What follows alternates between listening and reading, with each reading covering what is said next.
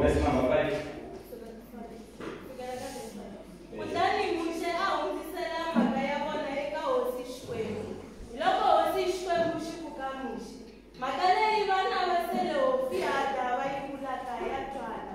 U fanele ku va avela misava leyi nga ta va ndzhaka ya vona exikarhi ka va ka vona.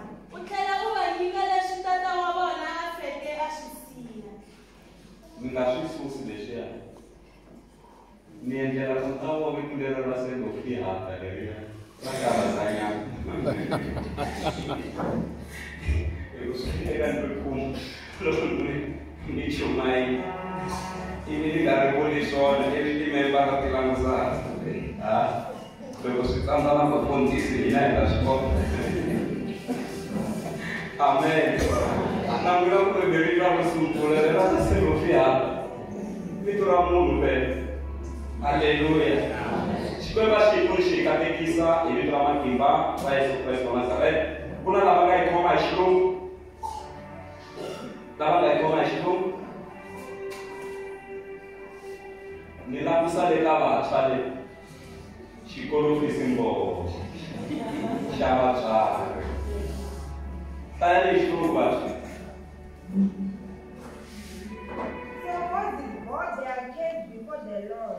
And the Lord said to him, what the Selofehad daughter are saying is right. You must certainly give them property as inheritance among their fathers' relatives and turn their fathers' inheritance over to them.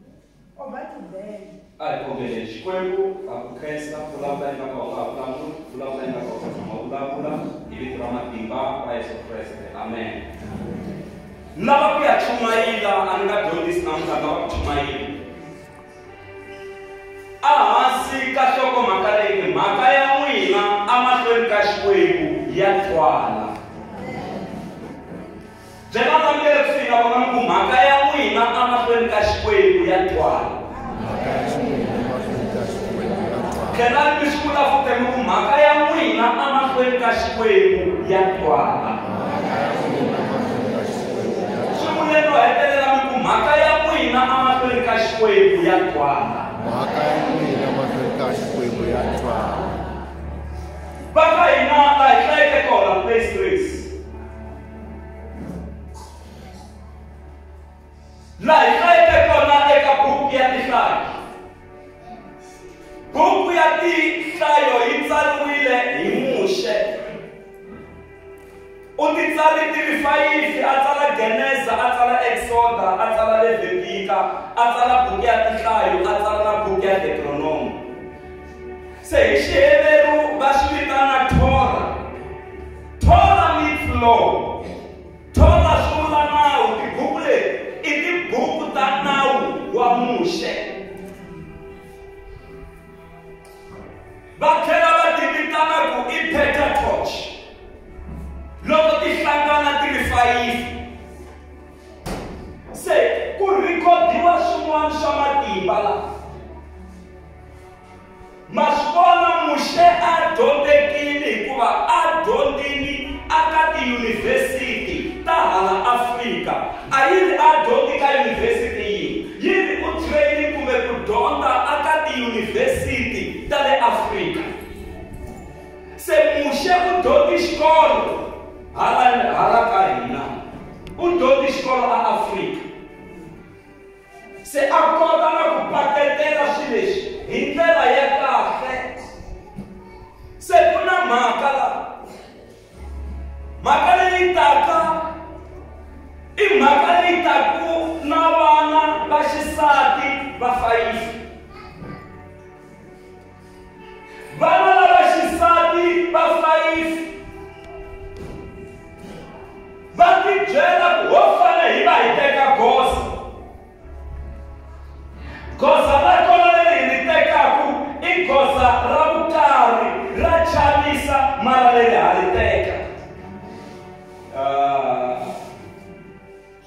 Vana lava vanhwanyana wo sungula a ku ri Mahela, wa vumbirhi ku va Nowa, wa vunharhu ku va Hogila, wa vumune ku va Milika, wa vu-5 ku va tirhisa i mavito ya vanhwanyana lava.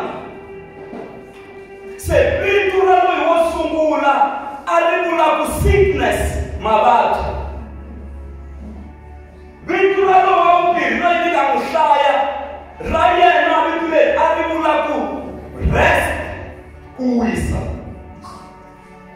Ra loyi un'wana wa vunharhu ni nga n'wi hlaya vito ra yena a ri vula ku tlangela kumbe ku cina.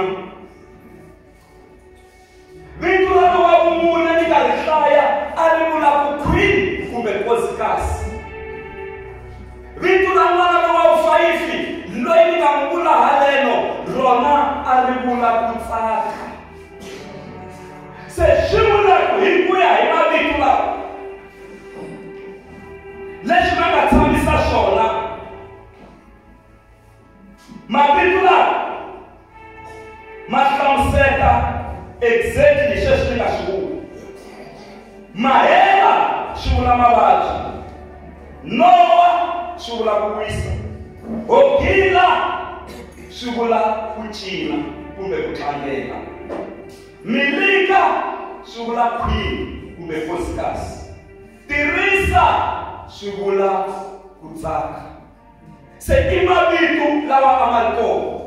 Se vana lava fayifi a ku ri vana va Selofihada. Se Selofihada i wanuna loyi a nga fela amananga loko vana va Israyele va karhi va suka Ejipta va ya a Kanani. Se Selofihada u fi a ri hava vana va vafana. Selofihada u fi a ri na vana va vanhwanyana ntsena. Mara vana va vaxisati lava va teka goza. Ene goza leri va ri tekaka a ku ri goza ra vukarhi hi ku a va ri teka ka ha ku fa vanhu. A ka ha ku fa vo Dothani na vo Kora lava a va phikizana na nandza wa Xikwembu. Misava yi pfuleka va nghena va fa. Van'wana va nekiwa hi mbilu va fa. Se vanhwanyana lava va tibyela ku hambileswi ka ha ku humelelaku swo hlamarisa, haya a va hlweni ka nandza wa Xikwembu. Hambileswi endlaku ingaku hi lwisa mfundhisi mara a ho va lwisa hi ya lwela timfanelo ta hina.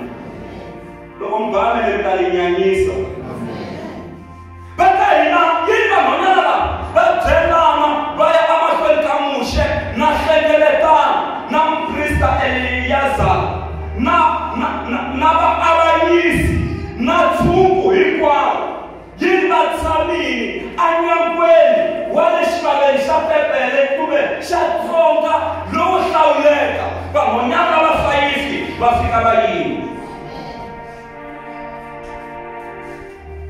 Ni kombela vanhwanyana va fayifi va tsutsuma va ta haleka.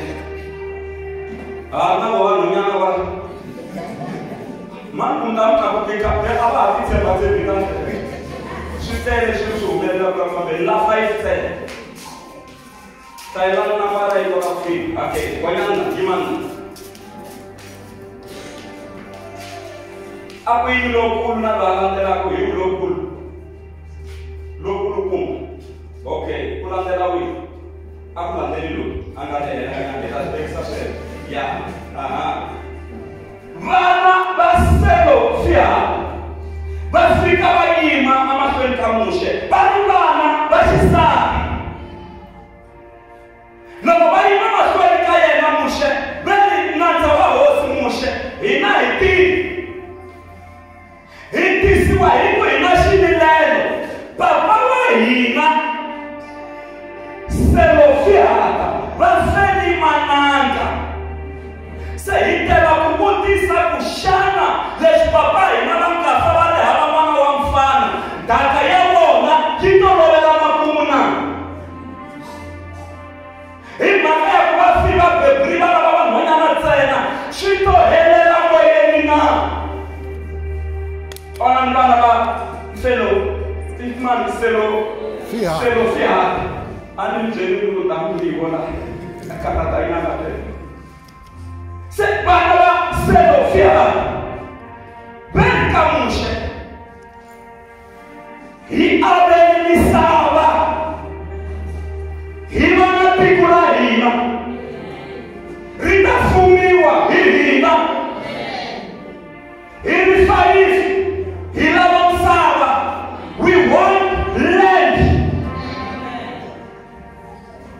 Matitala ni matunguza mishwa kukuwa mwenye la waiwa banga imeli batekwa baya kukatini batika kuwanga makaya msaba na nakaya kata waho banga wa wakuleshi miko kwa mbela misaba loko se mitekiwa la wakata miteka loko mitekwa iba mbele hante shafana rata iteka ndakale imusi bafamba na yona misala mbele abachumu baku ikete kuwe hante itatekiwa ibana la papatongo kundakale jika bwana jika fambi hilaba tiku leli atabara hii. Thank you very much. Bana baselo fia famba ni atama ai bele bana baselo fia atama se mankale loko ifika abitelenta abanyisi yingatisise ngabasho makaya ile makaya mwina amafunga shwe yakwa loko ifika masaka abanyisi yingatisise waibana baba nonyanga kombela land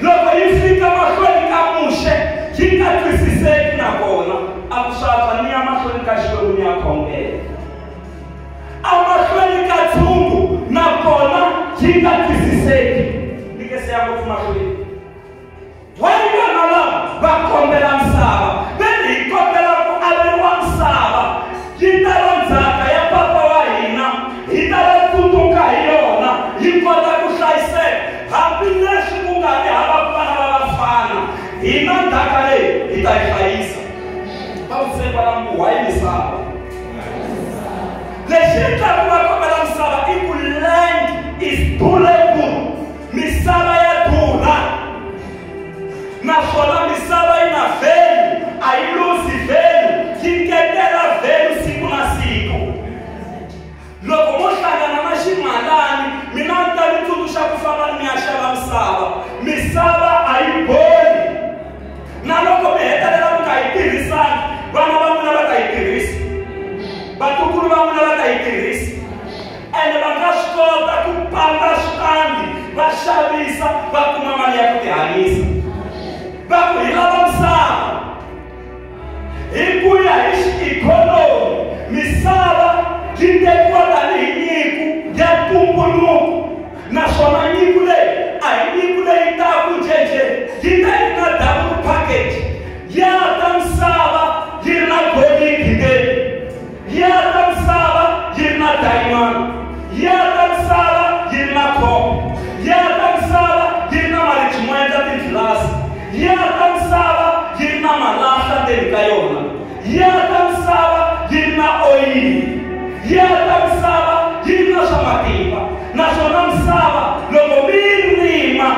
yimuhumesera shakutya misaba ya soloma spina mi akatini misaba kuhaba mundu loi angatabikwatisa kumbe akuna iteka utasala ute haba yona aiwaleki misaba yitsama yipala ikakoma misaba yitsembeki se misaba yitiratani ase ishite shamatiba leshingakuhumeseli kumali mara leshingakotaka kumigenisela mali misaba iasete misaba ijumu wako bakanaja munamitirela joni minusichama msaba ya chibinkani lakusani joni kusemuja imagine obambilo shaba msaba na mukamishamiseni masibala kumbe mi akiti yintu mi haya misabanu na mukamala ikogela minetlele kaya mala minusi msaba ya shamete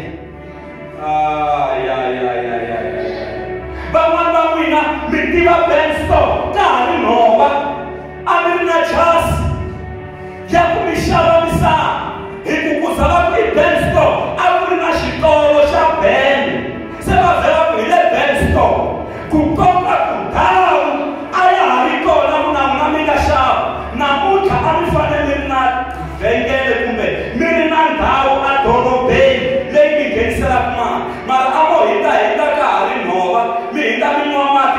xihlovo lexi a mi xi tivaka ku va xi ri kona mi swi tekela hansi lamusani namuntlha piyani i doroba lerikulukumba mi luzi ku xava misava ya ha xaveka va lamuseni kwalani mi ngomena yona misava na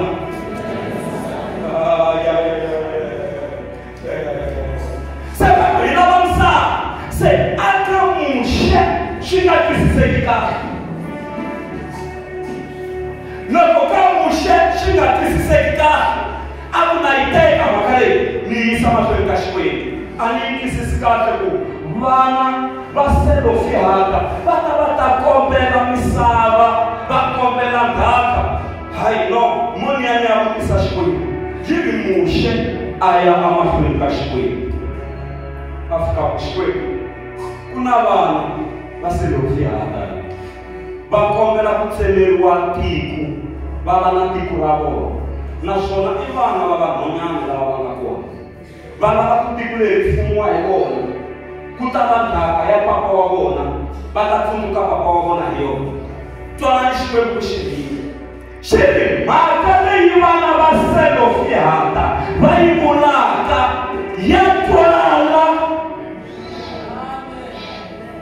wena muxe famba teka tiko leri va ri kombelaku va tseleriwa ndhawu ya vona va ri vana va xisati va te Taliyani va nyiki ndhawu leyi va yi kombelaka hi ku mhaka ya vona ya twala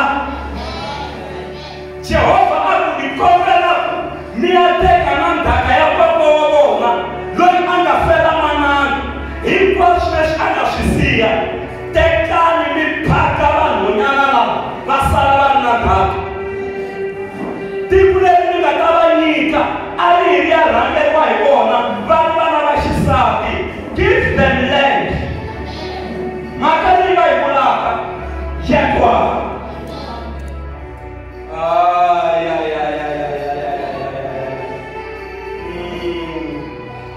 hi mhaka leyi mi tisaka mfundhisi Mashava hileswaku mhaka ya n'wina amahlweni ka Xikwembu ya twala mhaka ya n'wina amahlweni ka Xikwembu ya twala loko vanhwanyana lava va ha kombela mhaka leyi a yi nga twali ka vakhalabya va tiko a yi nga twali ka vaavanyisi a yi nga twali ka vaprista na le ka muxe yi fika yi nga twisiseki kahle mara loko a ya mahlweni ka Xikwembu xi ku mhaka ya vanhwanyana lava vana lava va vulaka swona kumbe mhaka leyi va vulaka yona ya twala o kereke ya Hoseni mhaka ya n'wina amahlweni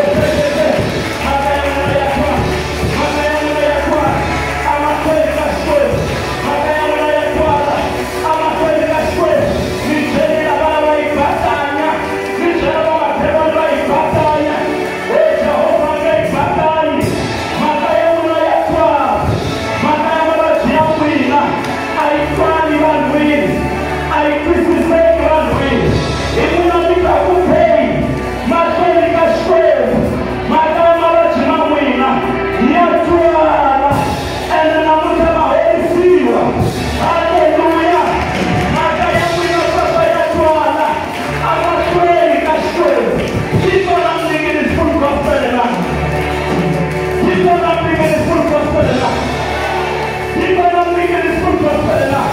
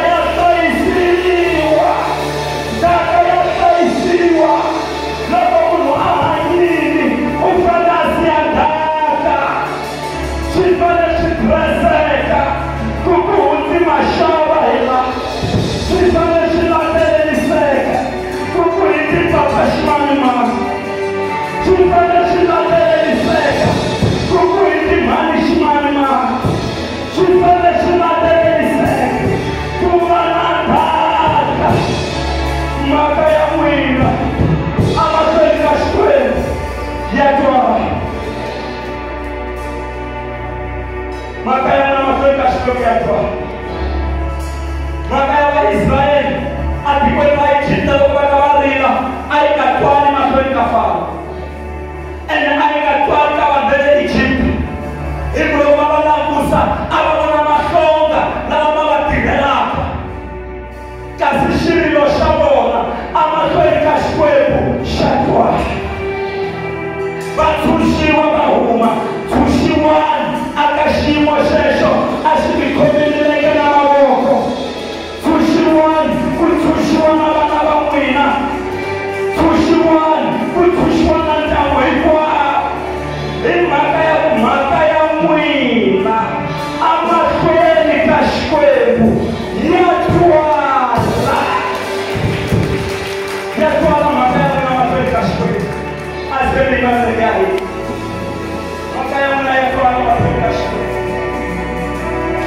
maka ya mwana yatwala mashweni kashwebu nini maka ya mwana yatwala mashweni kashwebu osi mwana iba na probleme ya mileti iya utisa bingange kulita holana shkwebu shirungalana za washo kufamba jena hosi yako lokaza ya bingange aya utisa kona akoba hava shkwebu Israeli nina sefamba mjena kuna famile gele ya mkanata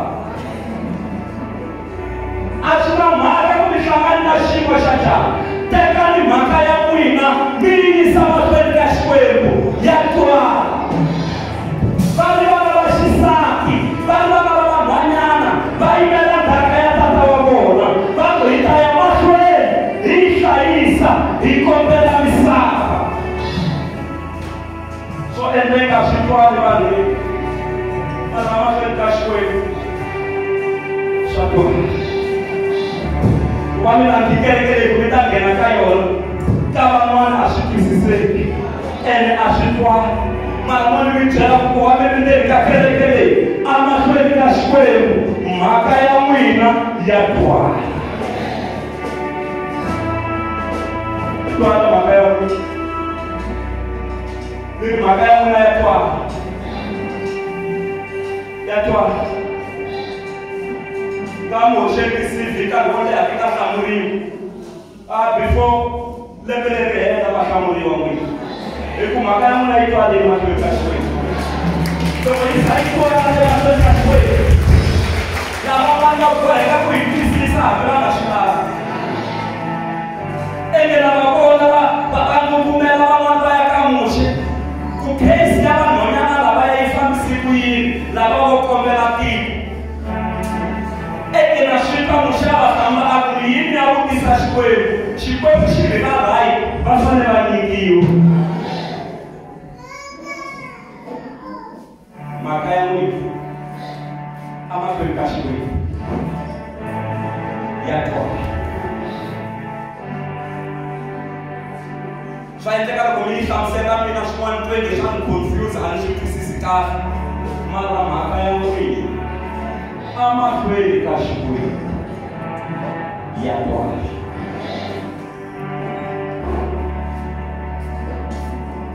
ene kuikisiseka kasi itabona interesante taka tale shirika ta endeme nikaona maboko ya bana baba erika mwitele ya bomani sukali mima mimela kufanya lotamwi tashi moya na tadenyami minga chami chumu minga na shibindi shakuima mikuna ina ila bamsa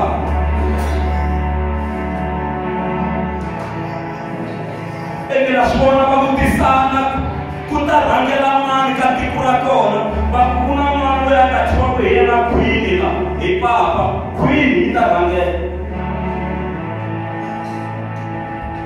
lwana mchako imabaji kumbe papalo ali kubajenga wako loka petla mawosula akwewena mabaji wabumbiri akwena kuwisa chuma kuse ahori ni mabaji akuseni wisini akushaniseke wabunari akwena kukatela iwena kuchina sehabia na muti sekatatiyo information ya wosi wabumuna akwena kwini kutsaka man kwini Wena hi wena queen wena, unkosikazi wena. Loko fa wa hetelela na kubona aku wena, hi wena ku tsaka. Hi wena tsakani, hi wena tsakisi, hi wena leswinene. Ni le ka n'wina moya wa mavabyi wa famba. Ni kuma ku wisa hi vito ra matimba ya Yesu. Ni kuma ku wisa hi vito ra Yesu. Matlangela matsaka macina hi vito ra matimba ya Yesu. Matlangela hi vito ra Yesu. Ni kuma leswo tsakisa a vuton'wini bya n'wina.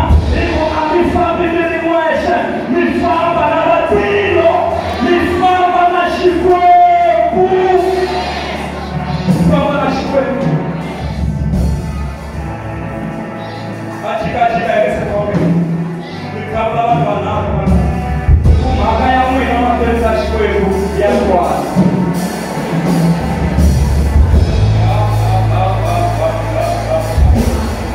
Que tá empanado por.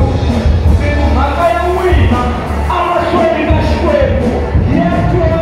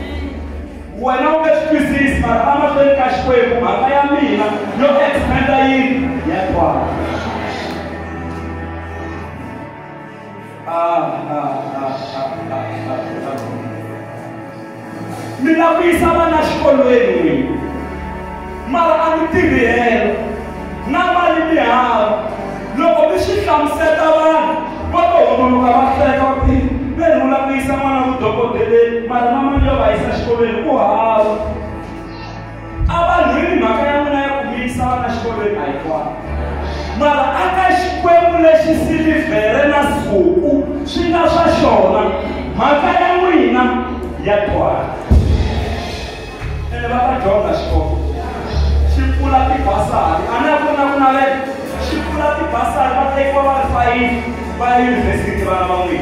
Eu amo na primavera, mas cai a mãe, não. E fica twala amahlweni kaXikwembu. Kereke ya hosi a ni mi tisela mahungu lamanene leswaku mhaka ya n'wina amahlweni kaXikwembu ya twala.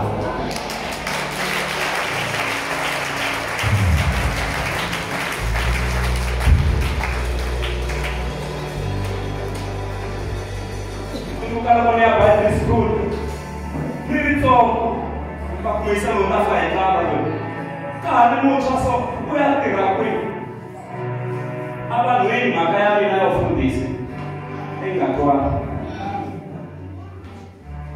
kasi amahlweni ka Xikwembu mhaka ya mina ya twala.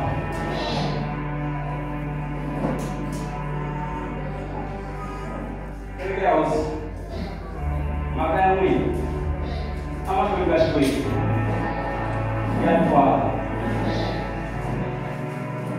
Van'wana tilo ya tihiteli na mali ya hina va va ku hakela makungu mara swi va swi fiki makumu.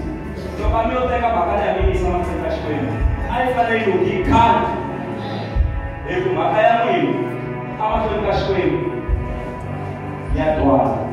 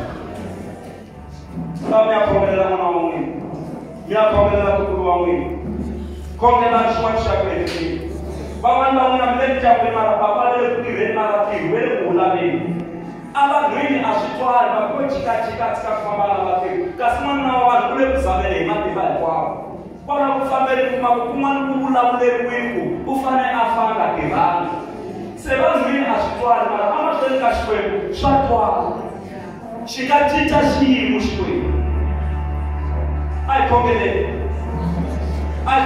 swa twala mahlweni ka Xikwembu wa chuchiwa n'wana luya wa chuchiwa tukulu wa n'wina wa chuchiwa nuna wa n'wina va chuchiwa mhani lavaya ku va na change ku va na ku cinca hikuva xiyimo xa n'wina mhaka ya n'wina mahlweni ka Xikwembu ya twala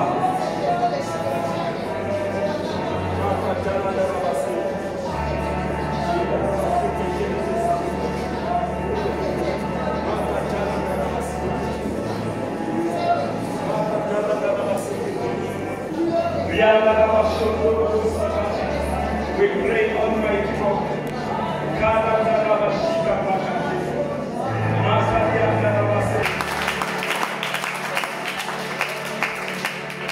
Ele é Chilu, e o Botani Musha, até que a case de Alamonha lá, aí estava com o Cascuí.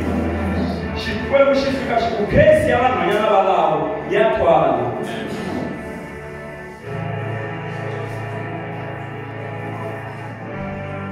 Estava por fora, no como que se fala na voz, uma crise dele dava para os coaches after eu, uma marca dele dava para os coaches after eu, depois saí fora para as coisas que acho que e mano, anda escondendo lá, logo me recorda, tudo mais detalhe numa frente não compra na mesa, mano a mina copa não a mina para comer, a caia ruim, não mais coisas que acho que ia fora.